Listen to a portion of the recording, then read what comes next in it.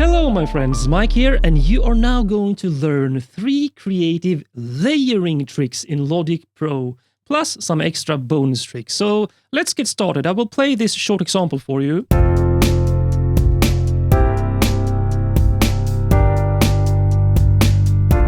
Okay, so what do we have here? We have some drums, piano chord progression, and an electric bass line. So the first layering trick is what I call track stack layering, meaning that if you have a folder like this with separate basses or low-end tracks, of course you can play them one by one.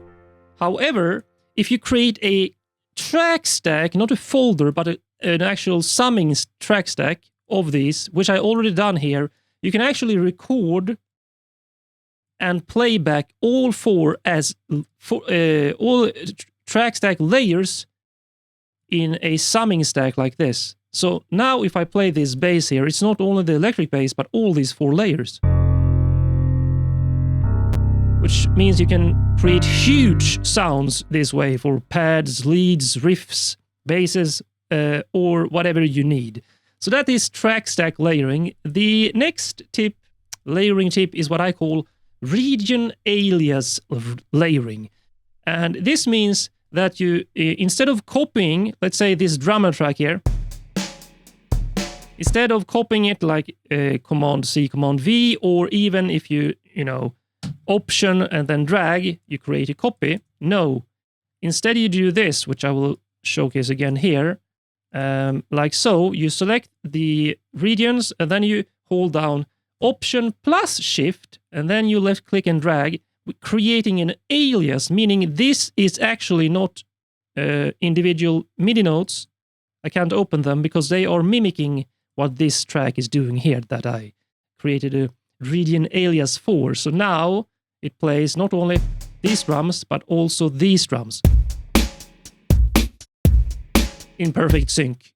And you can use this, I will show this here. So this electric bass here, instead of creating a track stack,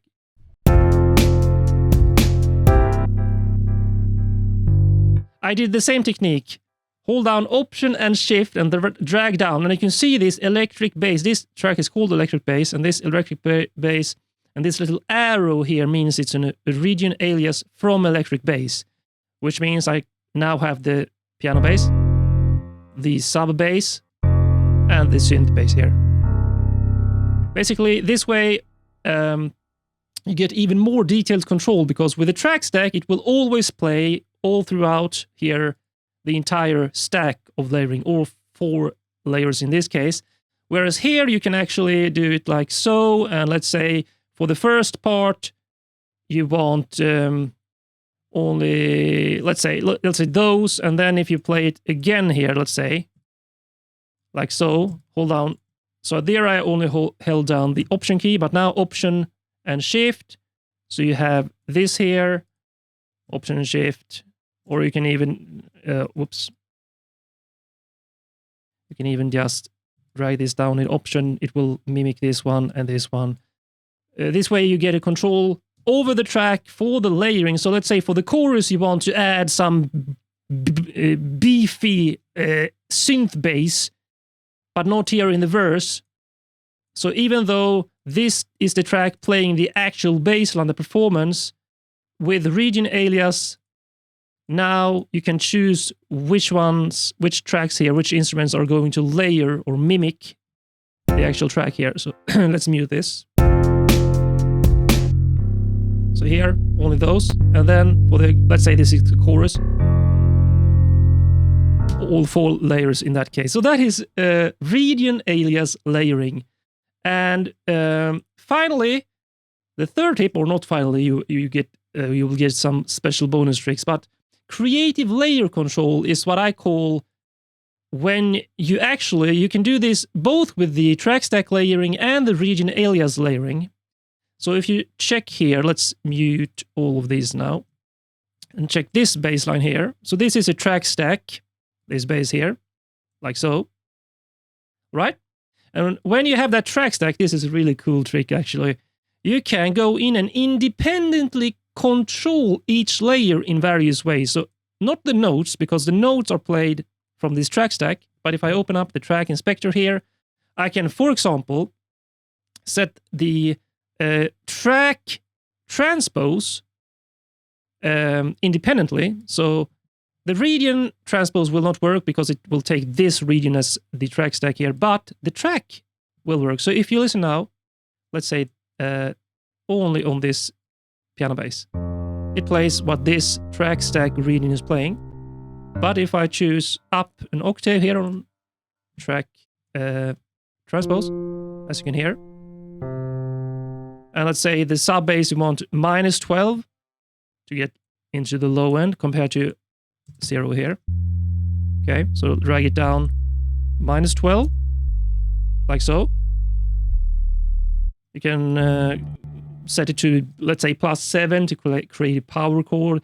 And you can even, if you check this here, these regions, what are those? Not notes. No, they are expression regions. So what I did is I just control left click, create MIDI region, and then I went into the automation view here, switch to region, and then I chose expression or modulation. So in this case, if we check here, the sub bass, let me just unmute those, Control M, check automation lane. So as you can see here, I actually recorded expression automation. So let's turn it off and on. You can see it goes down in volume and up. And I did this also on the synth bass here. So let's solo that as well. So you will hear it here going up in dynamics and down. So those are only expression lanes, but they take the notes from the track stack. And you can use this layering technique also on this other region alias layering. So let's say if you take, let's mute that, electric bass here. Let's go and open up all of this. Here. Let's set the sub bass to -12. So even though it takes the region alias here from this electric bass track, it will now play, let's just solo that. Here, sub bass, 0 first, -12. And let's go even further. So let's mute that and go into this track stack again here. So you have the independent control of the transpose per track, of CC lanes. Well, of course, you can add MIDI effects or audio effects. So on this sub bass here, or a synth bass, I added a bass amp. So without, whoops, here, but with the bass amp, which adds even an extra layer of creative control for your powerful layering here in Logic. Or for example, let's say on this piano bass, you think it is too sharp for these notes. Let's say these notes are very high in velocity. Okay, let's set it to there. Let's say you think it's too sharp. Well, add a MIDI effect like a velocity scaler and set it to 50%. So before, after. And that will only be applied on this layer here, this track. Or for example, set an arpeggiator or an audio effect. So as you can see, you get all of that independent control, creative layer control, as I call it.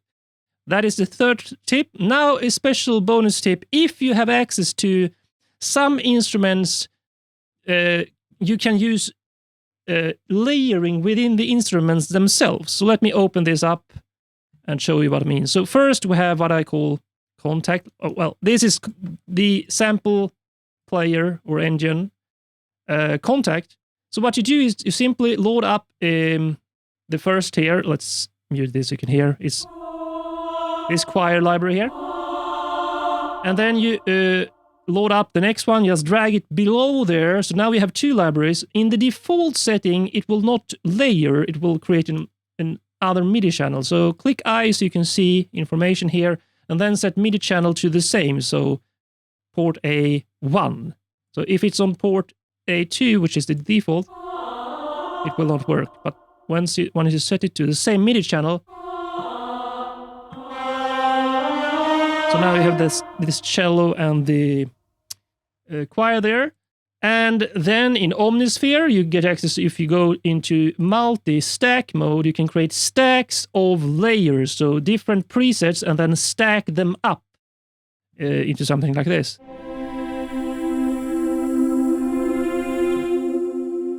And there is also another plugin I use sometimes, which is called the Reason Racks. So here you can load up, which I did here, just go to Instruments, and then drag in one by one, the same as Contact, but here you don't have to set the different channel, it will work instantly. So here I have a piano with a Baggström synthesizer with this voice sound.